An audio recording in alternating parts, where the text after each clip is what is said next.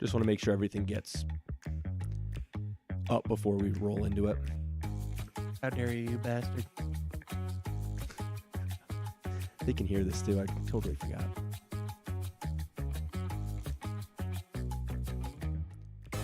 Up before we roll into it.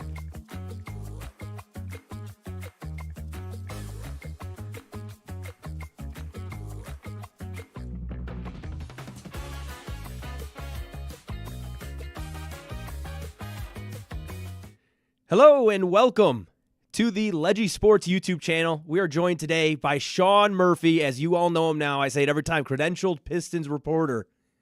Sean, we witnessed the biggest game, at least of my Pistons fandom. We've talked before about you've watched the Eastern Conference Finals runs before. Well, I'm not that lucky. I am not that lucky whatsoever. I don't even know how to put this all into words at this point because that was the most exciting basketball I've watched since the losing streak last year, and that is the very opposite end of the spectrum. I mean, it was beautiful. Like you said, I've seen the Pistons play the finals. I've seen the Pistons play the Eastern Conference Finals. I started in 2005, like that run, so I unfortunately didn't get to watch the entirety of the season when they won the championship, but I did still get to see them win the title. Having said all that, though, if I had to compare this to anything, or if I had to, rank this win in the lifetime of me watching the Pistons, this has to be number one. This has to be the biggest win in franchise history. So, especially just with how long the drought was, how much this team has gone through. I mean, for heaven's sakes, I've talked about it before. The last time they won was May 26th, 2008. Pistons stock posted they won 96-75 against the Boston Celtics in the Eastern Conference Finals. That was the day after my 11th birthday. So just to give perspective of how long that's been, I turned 28 in a month. So that has been 16 years. Like you said, you've never seen a Pistons playoff win in the lifetime of your fandom. A lot of people who cover the team or people who've been around the team, they've never seen a Pistons win in the playoffs in the lifetime of their fandom. Most people who are, young people who are Pistons fans, this is something I haven't experienced before. Not only does this end this drought that has been plaguing the franchise for, going on 17 years, over 6,100 days, but now it gives a legitimacy to this group and to this team going forward. They are a playoff caliber team. They belong here. This isn't one of these runs where they're just getting swept or they're being thrown out to the slaughter. Mm-hmm. This team's legit. Yeah, they did it without Isaiah Stewart, and people thought that was the nail in the coffin because Isaiah Stewart was the guy this series. Yeah, go ahead. Also, I do see our guys Brennan's with us in the Discord. Is he? Okay, yeah. We will take a quick intermission here. We'll be right back, getting right into the Connect 313. Yeah, I want to make sure we get the full crew. I'm Yep. sorry, Leggy. No, I didn't know if he was, so that's my bad. We'll be right back.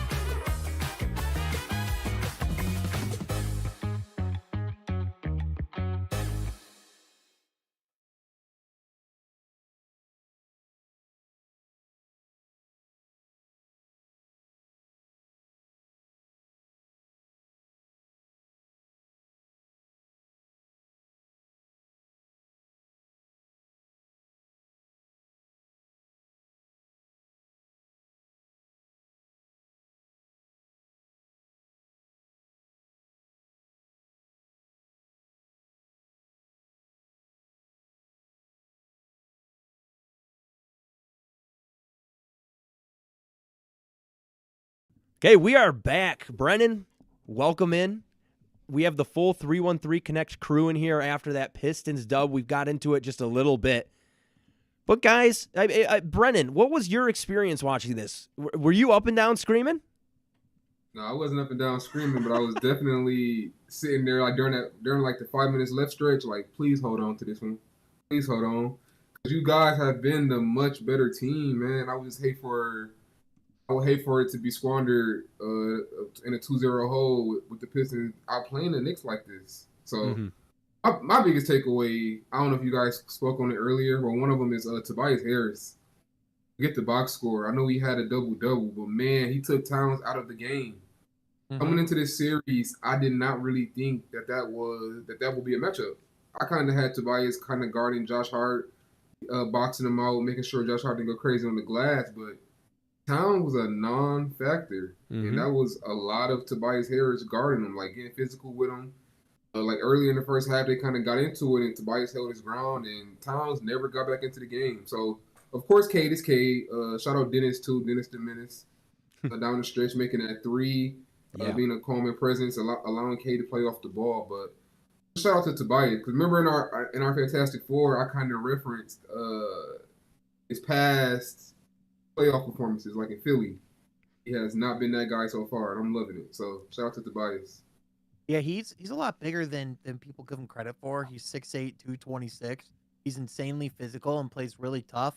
And I think that's exactly how you get a Karl Anthony Towns really uncomfortable, is you play him with a lot of physicality. And you know, we were talking before the game. We were talking after last game too, just about how much, you know, like this would be a more difficult win to get without an Isaiah Stewart in the lineup, because he was pivotal to their success in game one. So we said if they were going to win game two, Jalen Duren would have to show up. Then also you'd have to get solid minutes from other guys. And like you said, Tobias Harris played really well. Jalen Duren towards the beginning was having a really good game. Once the intensity went up, he started, those mental lapses started to show up a little bit more. Overall, I'd say he had a really good performance. And then Paul Reed, at least on the defensive side, played a really good game. I was really impressed with what he was doing.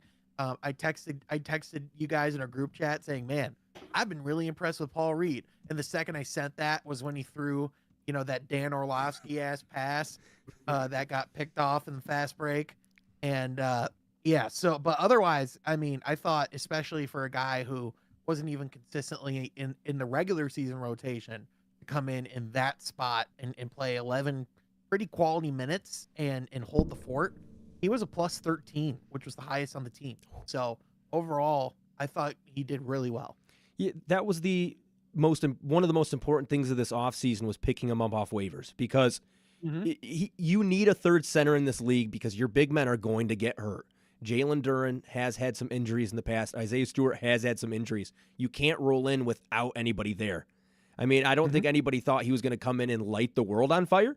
I don't think by any means, but he's doing what veterans do. He rides the bench for a lot of the season. He plays when he's need to, and he was asked to come in, and he needed to come in and have a big game for us to take a victory here, and he did it. I mean, so I'm speaking words over myself right now. I'm just so hype about this, man. It's insane.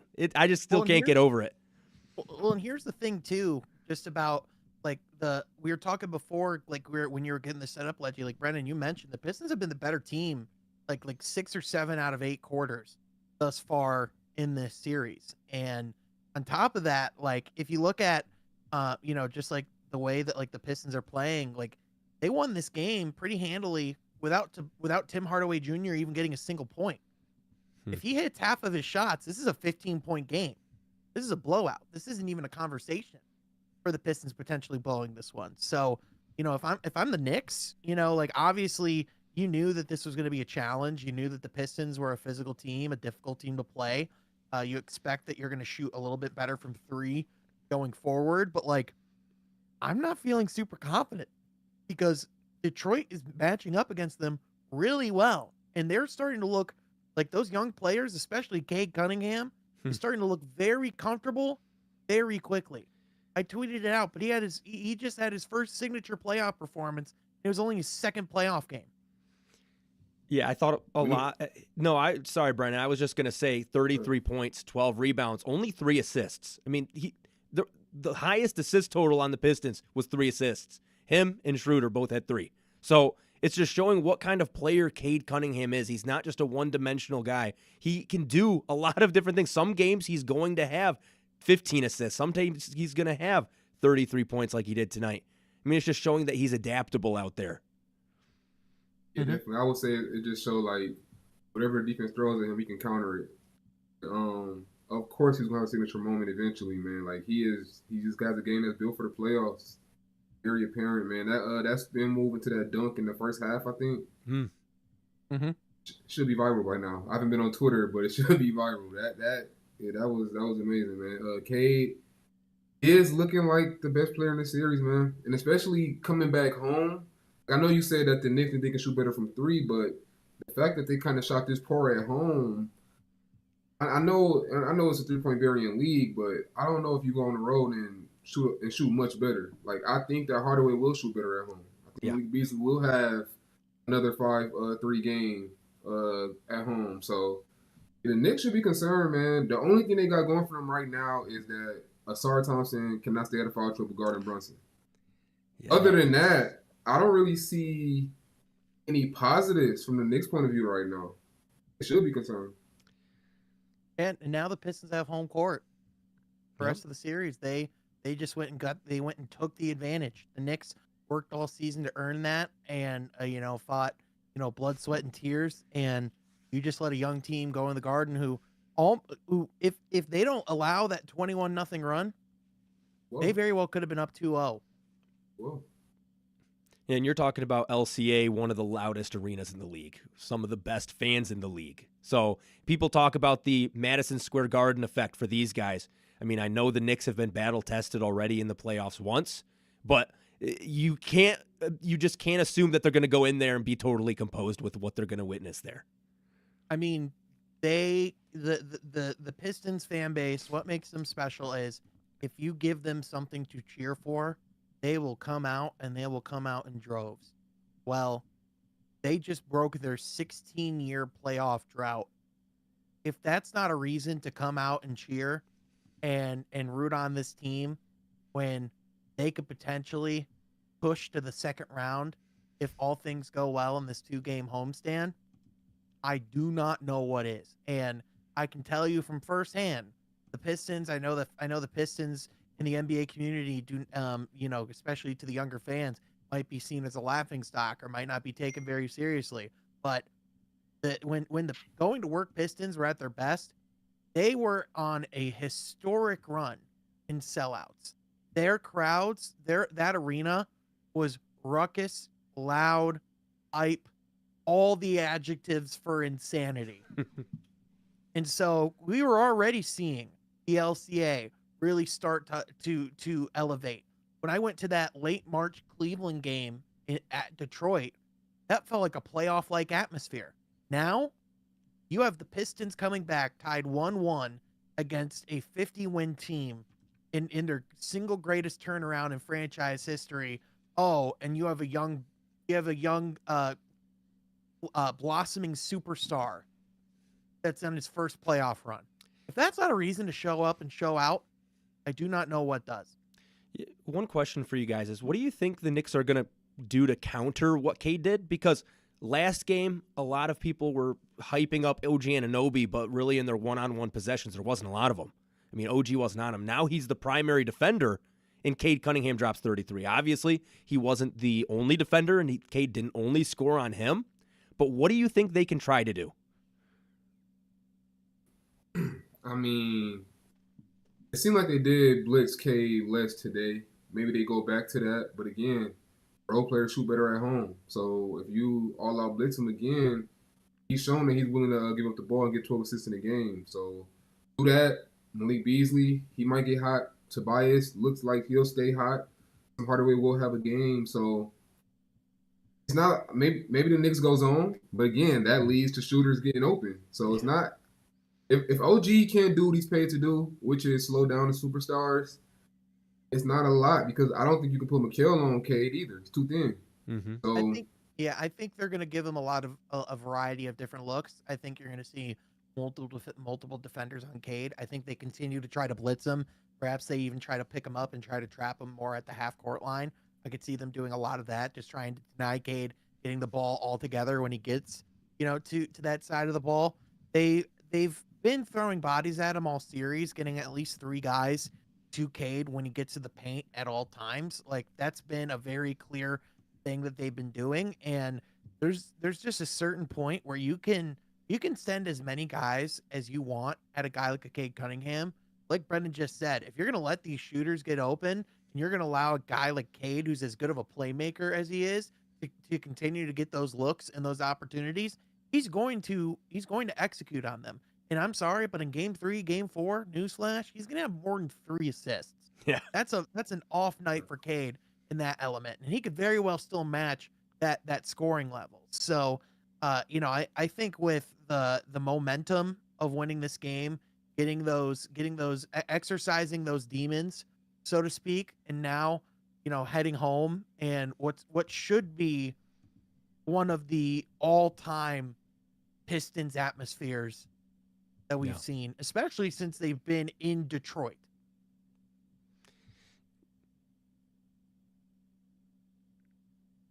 Yeah. Okay. Sorry, I thought Brennan was going to pick that one up. I kind of thought we froze. I was like, was my internet going No, out? Like, it's what's happening here? That's the hard. I guess I'm the host. I need to pick those things up. That's my bad. I'll take full accountability. But that's the funny thing with live shows is because, like, you guys are really well spoken. I'm going to say that. We're going to branch off into this real quick. You guys are very well spoken when it comes to your basketball takes. And sometimes I just sit here and just listen. I'm like, oh, man, I'm just vibing to it. And then it stops and it's like, I'm like, oh, like, is something else coming? No? Just to stare at the screen? Oh, my God, it's my turn. Okay. Okay, but also, if we're talking about defense against the Pistons, let's talk about defense against the Knicks. I mean, Jalen Brunson, what egregious basketball that guy plays. He is what everybody thinks Shai Gilgeous-Alexander is at its core, because... You stole my line, Leggy. I said that about Giannis. Did you?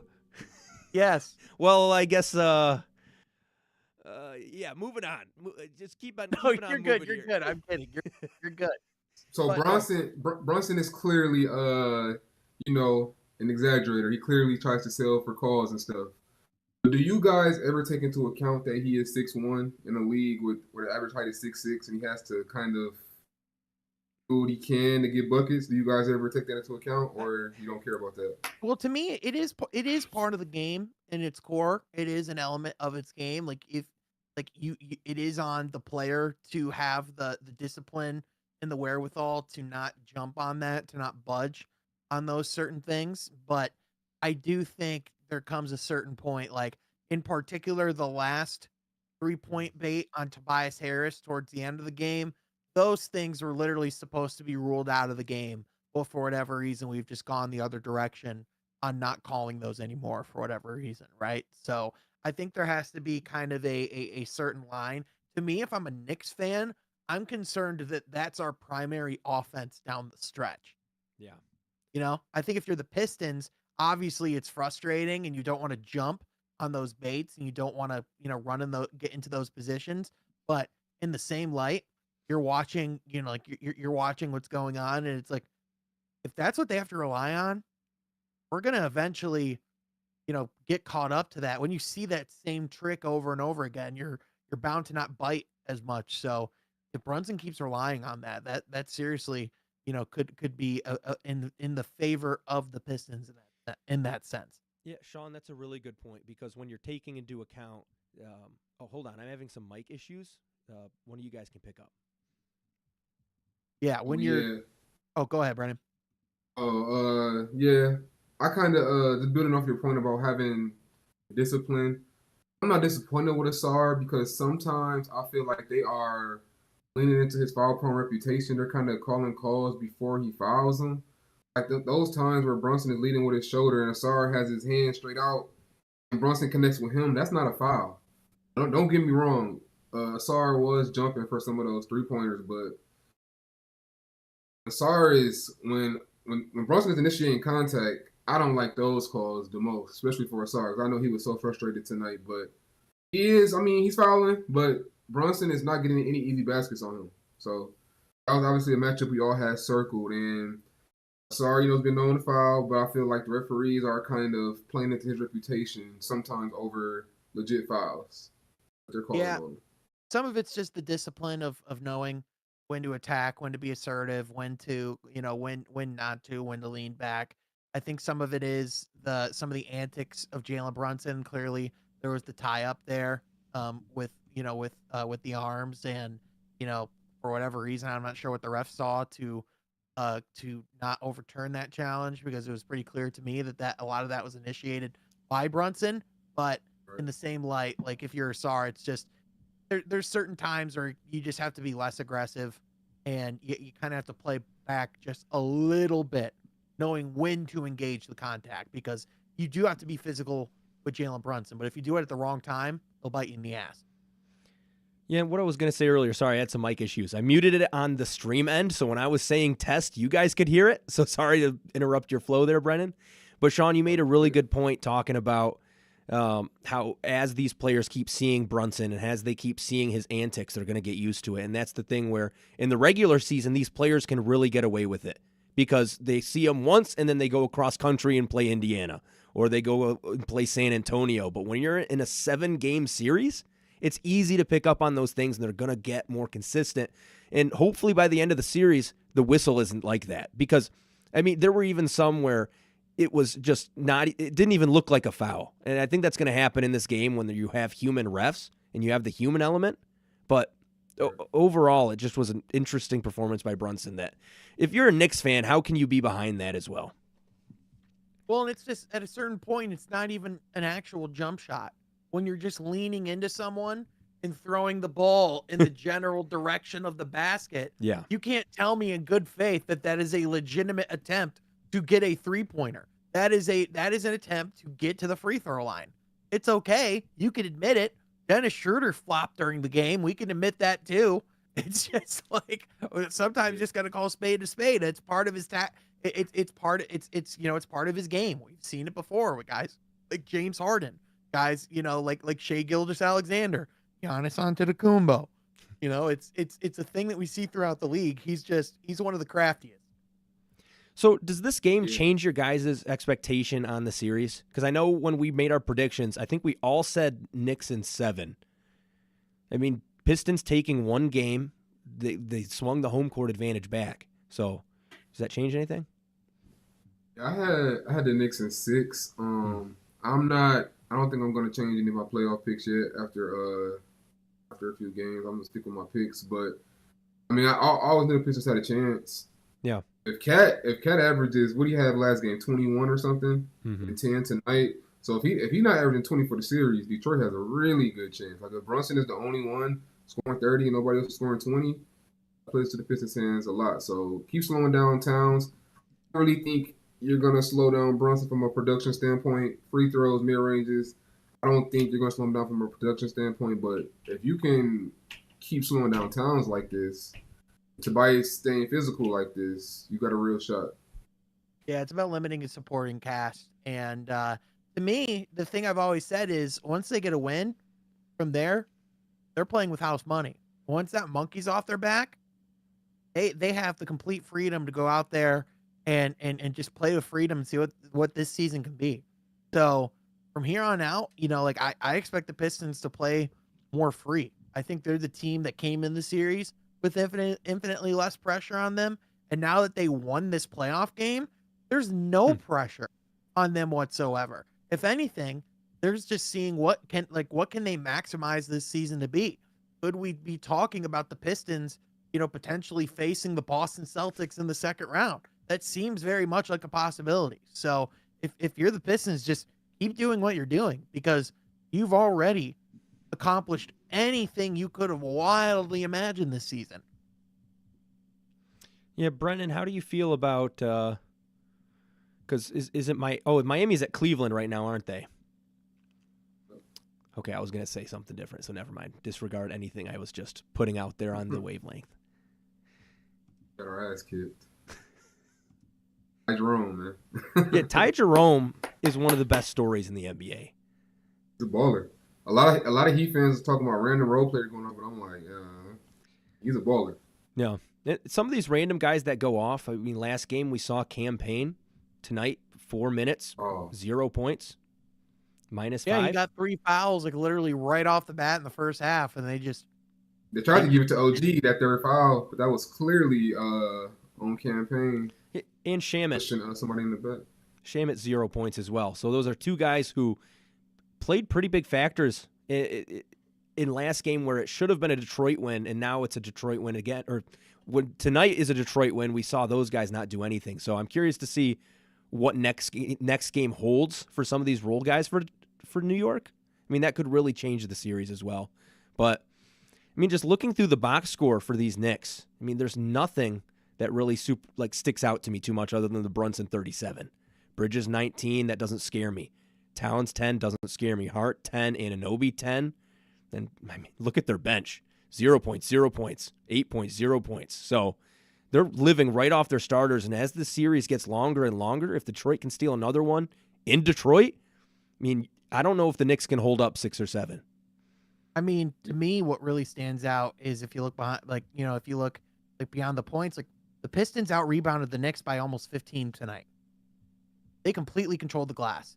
The Knicks only shot 28% from 3. I mean, granted, the Pistons, were even worse, but nonetheless, like they controlled the game in that element. I think where you really saw Detroit start to struggle was when the game really started to slow down. Once they really, were stopping to play in the fast break, they came out and had 7 or 8 quick fast break points at the beginning of the game, and then that's kind of when their lead really started to build. When it got more in the half court was when things kind of cluster and got a little bit more complicated. But I mean, credit to them to hold out on.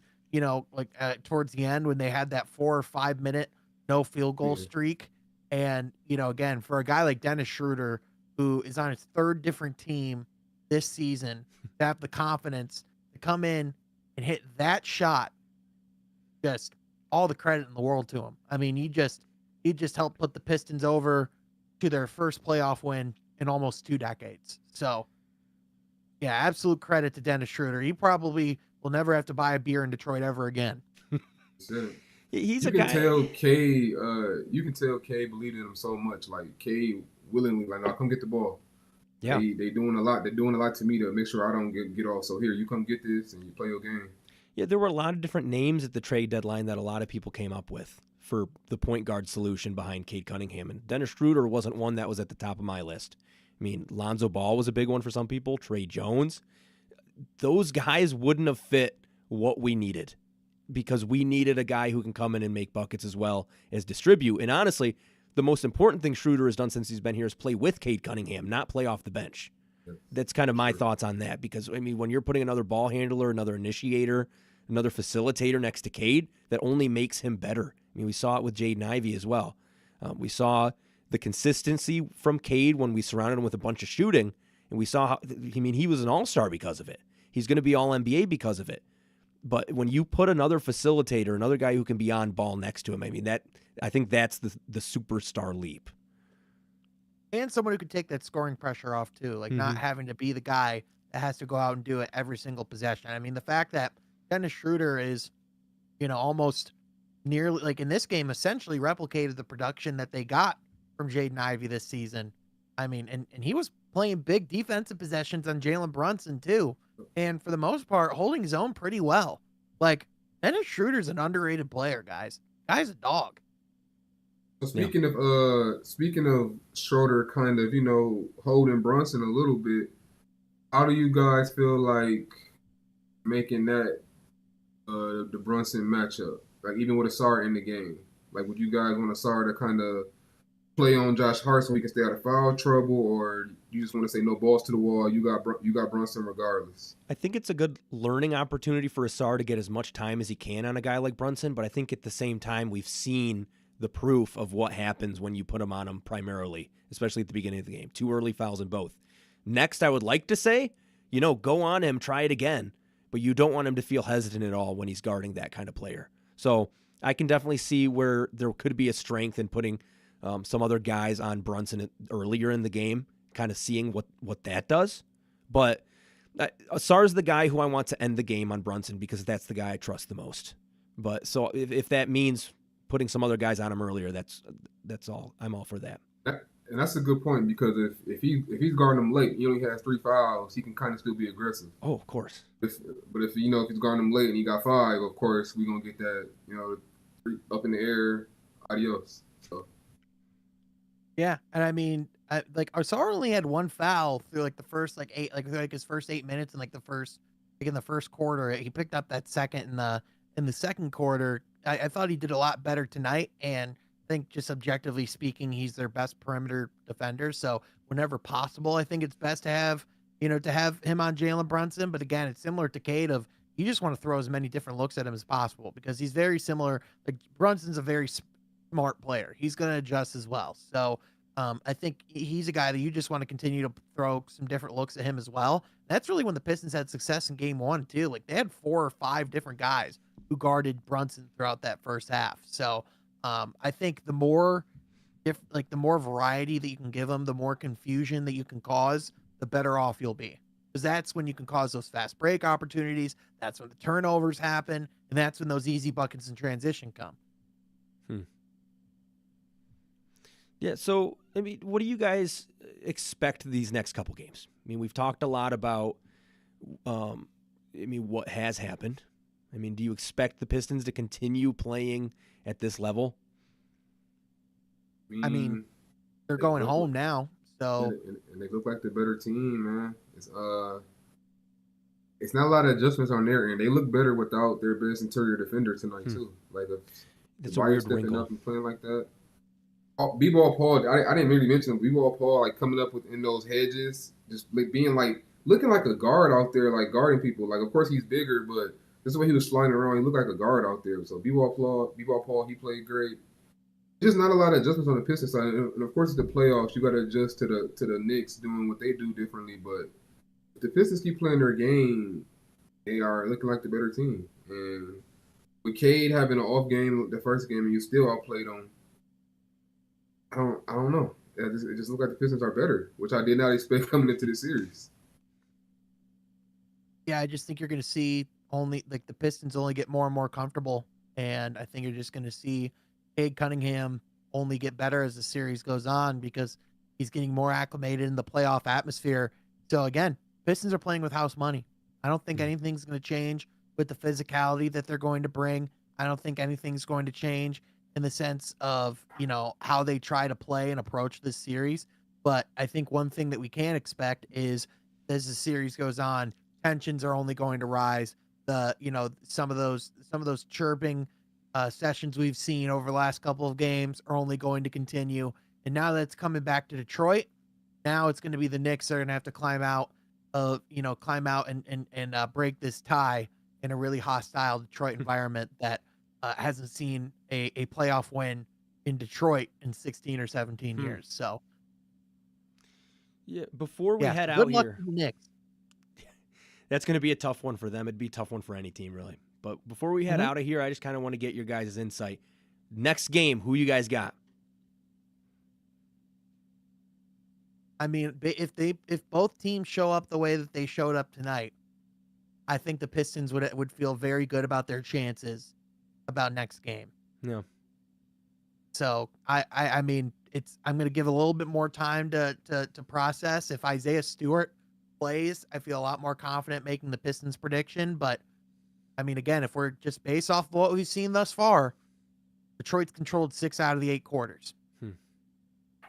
Yeah, I like what you said about having to process it because I do want to rewatch the game. I really want to dial in on how Tobias took Cat out of the game. Like I remember during this game, Cat was on the perimeter a lot. I wonder will he post up more in game 3? That's not his biggest strength, and Tobias isn't sweet down there. So, he is 7 feet. So I do wonder how that matchup is going to continue to go. I kind of want to rewatch the game and see that matchup in detail, but.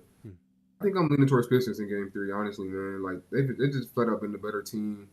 Cade's going to keep getting better, whether it's scoring or playmaking. So, I'm going to go Pistons in game 3 so far without rewatching the game. The Knicks looked gassed by the end, too. Like if They they play keep so running, slow, man. yeah, like if they keep running to this level and Tibbs keeps leaning this heavily, like the Knicks are an older team. Those guys are, like they want the game to be slower. Whereas Detroit, they got those young athletic legs. The more they push the pace, the better this Pistons series bodes for them. So how can New York even? Duran will be better, man. Yeah, He will be better. Well, how can New York even lessen on those starters? Because what else do they really got? I mean, I can't imagine some playoff minutes where they let them only get 35 minutes or 33 minutes a night, because then you're going to lose either way. Either way, it's a recipe for disaster for New York, and Detroit is the best counter at this point. They have no reliable wing off the bench. They literally have no wings. They play off the bench. They only bring off guards in Mitchell Robinson. And when Deuce McBride is your best sixth man, and no disrespect to Deuce McBride, but when Deuce McBride's your best sixth man, you are not bode well to play through the playoffs. The Pistons are a far deeper team. The Knicks might be a more top heavy team, but the Pistons have depth and have different adjustments and options that they can lean on. Yeah. Ron Holland might have a game, man. He might have a little 12-point, six fast break points. You know what I mean? So if they let him play more than 5 minutes, he might do something. Yeah, no? I was surprised about Fontecchio. I definitely thought he would get a little bit more run, get at least a little bit of get a little bit of game time there. I mean, I know he didn't have the best regular season. I was gonna say they kind of at the end of the year kind of show like, yeah, he'll probably won't play that much. I was kind of prepared for that a little bit, especially with the way Beasley and Hardaway shot the ball. Yeah, that's kind of what he's supposed to do. Wasn't doing it. He don't really get rebounds. Not that great on defense. So I was kind of prepared for him not to play that much in these playoffs. No. Well, guys, it's 11 p.m. We're going to celebrate deep into the night. I know we're all going to be up until what, 3, 4, 5? Celebrating this Pistons win? 7, 8. But with Pistons 313 Connect, we'll be back with you guys soon. Make sure you leave a like, comment, subscribe. Let us know about our takes. I know we put some pretty gnarly ones out there. But we'll talk to you guys all soon. See you later. See you soon.